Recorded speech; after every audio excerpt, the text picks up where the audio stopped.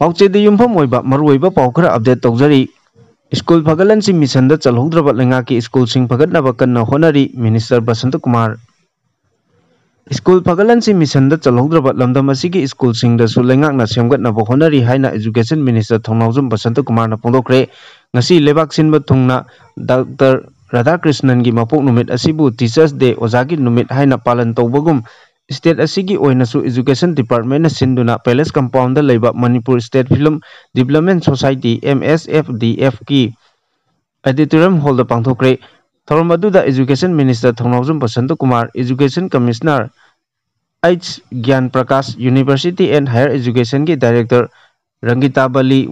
ꯑꯃꯗꯤ education ꯑꯦꯁꯀꯤ director ꯅꯟꯗꯀꯨꯃꯥꯔꯅ ꯁꯔꯨꯛ ꯌꯥꯈꯤ꯫ ꯆꯍꯤ ꯑꯁꯤꯒꯤ ꯁ꯭ꯇꯦꯠ ꯇꯤꯆꯔꯁ ꯑꯦꯋꯥꯔꯗꯀꯤꯗꯃꯛꯇ ꯈꯜꯂꯕ ꯑꯣꯖꯥ 6ꯇ ꯏꯀꯥꯏ ꯈꯨꯝꯅꯕ ꯎꯠꯇꯨꯅ ꯁꯥꯔꯇꯤꯐꯤꯀꯦꯠ ꯌꯥꯎꯅ ꯁꯦꯜꯒꯤ ꯃꯅꯥ ꯈꯨꯠꯁꯤꯟꯅꯈꯤ꯫ ꯊꯧꯔꯝ ꯑꯗꯨꯒ ꯃꯔꯤ ꯂꯩꯅꯅ ꯃꯤꯅꯤꯁꯇꯔ ꯊꯧꯅꯥꯎꯖꯝ ꯕꯁꯟꯇꯀꯨꯃꯥꯔꯅ ꯃꯈꯥ ꯇꯥꯅ ꯍꯥꯏ ꯂꯝꯗꯝ ꯑꯁꯤꯒꯤ ꯃꯍꯩꯔꯣꯏꯁꯤꯡꯅ ꯂꯩꯉꯥꯛꯀꯤ ꯁ꯭ꯀꯨꯜꯁꯤꯡꯗ ꯃꯍꯩ ꯃꯁꯤꯡ ꯇꯝꯂꯕꯗꯤ ꯂꯝꯗꯝ ꯑꯁꯤꯒꯤ ꯏꯀꯣꯅꯣꯃꯤ ꯐꯒꯠꯍꯟꯕꯗ ꯑꯆꯧꯕ ꯃꯇꯦꯡ ꯑꯣꯏꯒꯅꯤ꯫ ꯃꯁꯤꯒꯤꯗꯃꯛ ꯂꯝꯗꯝ ꯑꯁꯤꯒꯤ ꯀꯥꯆꯤꯟ ꯀꯣꯌꯥꯗ ꯂꯩꯔꯤꯕ ꯄ꯭ꯔꯥꯏꯃꯥꯔꯤ ꯁ꯭ꯀꯨꯜꯁꯤꯡ ꯍꯦꯟꯅ ꯐꯒꯠꯍꯟꯅꯕ ꯍꯣꯠꯅꯕ ꯃꯊꯧ ꯇꯥꯔꯛꯂꯦ꯫ ꯁ꯭ꯀꯨꯜꯁꯤꯡ ꯑꯁꯤ ꯐꯒꯠꯅꯕ ꯍꯣꯠꯅꯕꯗ ꯑꯩꯈꯣꯏ ꯑꯃꯠꯇ ꯑꯣꯏꯅ ꯊꯧꯗꯥꯡ ꯂꯧꯃꯤꯟꯅꯕ ꯆꯪꯏ꯫ ꯃꯅꯤꯄꯨꯔꯒꯤ ꯍꯧꯖꯤꯛ ꯑꯣꯏꯔꯤꯕ ꯇꯪꯗꯨ ꯂꯩꯇꯥꯗꯕ ꯐꯤꯚꯝ ꯑꯁꯤꯅ ꯃꯔꯝ ꯑꯣꯏꯗꯨꯅ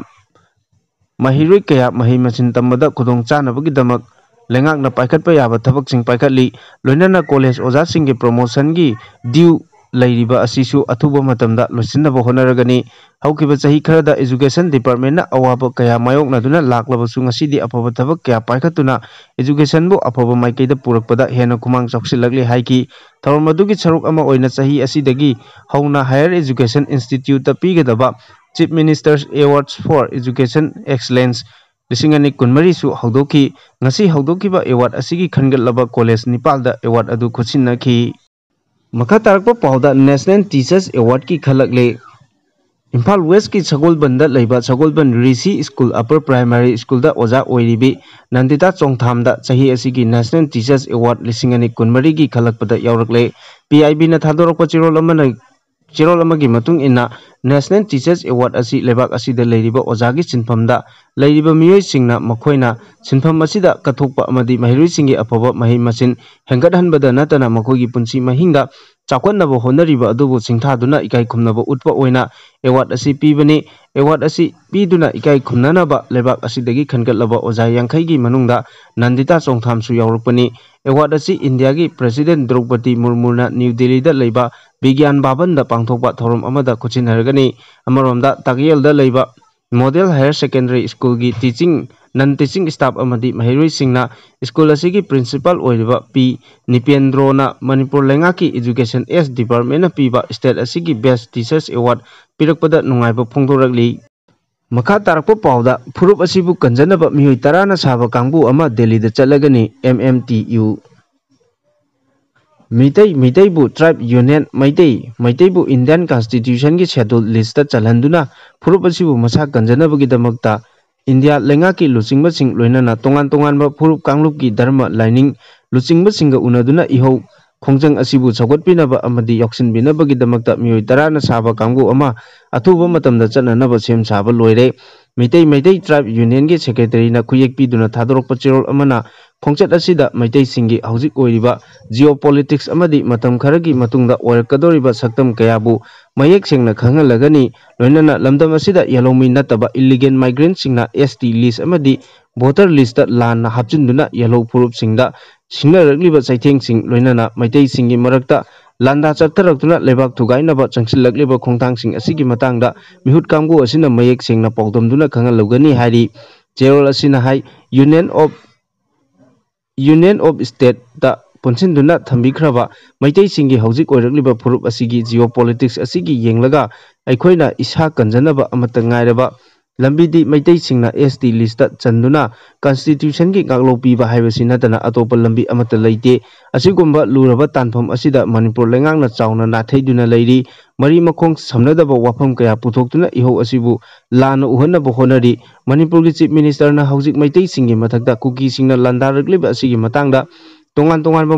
ꯋꯥꯐꯝ ꯀꯌా ꯐꯣꯡꯗꯣꯛꯈ꯭ꯔꯕ ꯃꯇꯨꯡꯗ ꯂꯥꯟꯗꯥ ꯑꯁꯤ ꯍꯟꯗꯛ ꯑꯃꯨꯛ ꯏꯅꯧ ꯅꯧꯅ ꯃꯩꯇꯩꯁꯤꯡꯕꯨ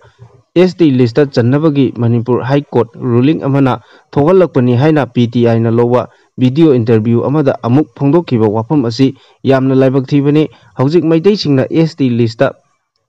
चनबदा येनबा अमता लैते कनागुम्बा कांगलुप फुरुप अमतना येतपगे हकसु लैते मसिदि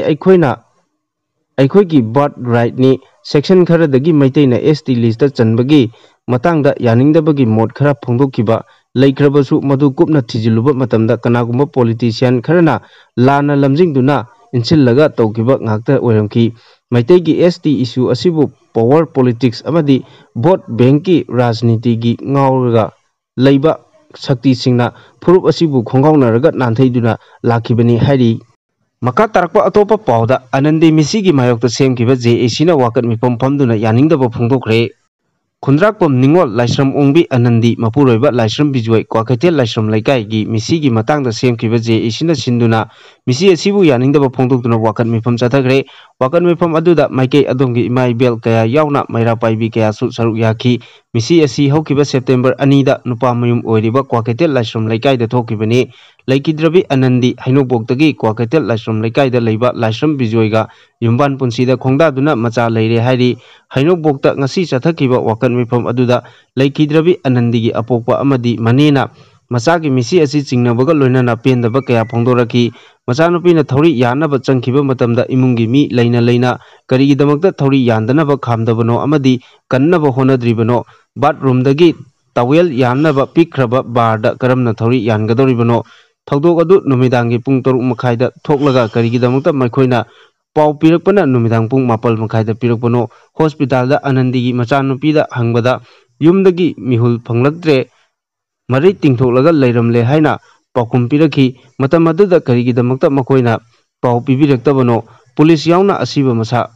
लौथबा नते चिंगनबा कया लै हाइखी जेएसी की कन्वेनरना मिसि असिगी मतंगदा मपुंग फाना तिगतपिदुना मिसि असिगी अचुंबा लंगला लंजिन पुथोकपियु अमदी मतुंगदा अमुक हन्ना थोक्तनबा मरी लैनबा सिंगना मतिक चाबा चैराक पिबियु पोस्टमार्टम की रिपोर्ट लाकपदा अचुंबा सेमदोकपा छादोकपा यादबा रिपोर्ट पिबियु करिगुंबा अचुंबा वहेल पीदबा तारबदी जेएसी ना अकनबा खोंजंग चंगचिंगनी हाइखी मका तारकपा पाउदा खुलाई कया फगतख्रे सेक्यूरिटी फोर्स ना कांगपोकपी डिस्ट्रिक्ट की मनुंग चन्ना लेबा कांगचुप पोलेलदा थीबा हुंबगी थबक चथबदा खुचु खुलाई कया फगतपा ngamle हाइरी पुलिस तगी फंगबा पाउना हाइ फगलबा खुलाई सिंग अदुदी मैगजीन यावना XLR अमा बॉल यावदबा 303 राइफल अमा सिंगल बैरल राइफल अमा इम्प्रोवाइज मोटार अनि हाई एक्सप्लोसिव 53 हैंड ग्रेनेड अमा कापा यारिबा मरु अहुम बाइफोंग रेडियो सेट अहुम डेटोनेटर कुमापन अमदी कापथोखरबा नोंमै मरुगी तोकनिंग 13 नि हाइरी नाकल अमरोमदा चुराचानपुर डिस्ट्रिक्ट की मनुंग चनबा सीएलमेटा सेक्यूरिटी फोर्स ना थीबा हुंबगी थबक चथबदा मजल लोडिंग गन अनि 12 बोर कार्ट्रिज 8 अमदी केनवुड की रेडियो सेट अमा फगतपा ngamle हाइरी मखा तारकपा अतोपा पाउदा उखरुल लंबी थिंगबगी खोंजंग चंगचिनख्रे लमलाई केंद्र विलेज वॉलंटियर फोर्स न सिंधुना लमलाई केंद्र की मनुंग चन्ना लेरिबा मफम कयादगी लाकपा खुंगंग मरीगी मैरा पाइबी सिंगना यावना केंद्र असिगी मनुंग चन्ना लेरिबा यांगंग पुकपी कैथेलदा मियामगी ओइबा मिफम अमना लौखिबा वारेप अमना ngasiदगी मतम कक्तना इम्फाल उखरुल लंबी थिंगबगी खोंजंग चंगचिनख्रे केंद्र असिगी मनुंग चन्ना लेरिबा खुलसिंग छनाछाबी धमनापोकपी यांगंगपोकपी सबुंगकु खुनौ अमदी शांति खोंगबालदा स्टेट सिक्योरिटी फोर्स मतिक चाना थमदुना मैतै मियामगी पुंसी कनबियु हाइदुना हौकिबा अगस्त 3 इम्फाल की उखरुल लंबी थिंगबगी खोंजंग चंगसिलंबा अदु लोकल एमएलए यावना उनबदा थाजबा पिरकपदगी मतम खरा खोंजंग हंदोकलंबदु एमएलए ना थबकतो ओंथोरक्तबदगी ngasi केंद्र असिगी मसिंग यामलबा मियामगा लोइनना लंबी थिंगबगी वारेब असि लोखिबनी हाइरी मखा तारकपा पाउदा खुद थोंगनबगी थौदोकता KNFB की केडर 15 सिरे Indo Myanmar ngangkhoi leiba kamjong district ka tainaba namli amasung wangli da masak khangdaba naga lalauba singni singnaba singa Myanmar da base toba KNFB gi kangbu singa akanba mongda khutthokna bagi thodok aduda KNFB gi kedar kaya misi mina yaure haina thajanari हाइरिबा थौदोक असि था असिगी अहुमदगी नुमिदांगदगी ngasi फावबा चथरखिबनी social media दा viral ओइरखिबा video अमगी मतुंग इन्नदी खुथोंगनबगी थौदोक अदुदा KNFB गी cadre 15 रोम सिरे खरा अमना असोपन यावरे हाइना थाजरी नमली अमसुंग वांगली हाइरिबा मफम अनि असि मणिपुर की Kamjong district Myanmar की ngंखै ga tainabada tangkol singna khundaba mafam amani hairiba mafam asida Myanmar da base tawba KNFB gi kedar singna makhoi ga loinana army singna hairiba mafam asida changsilaktuna attack adu chatharakibani maduda mafam aduda lairamba lalolup amaga thengnabadagi akanba mongda khutthoknakibani hairi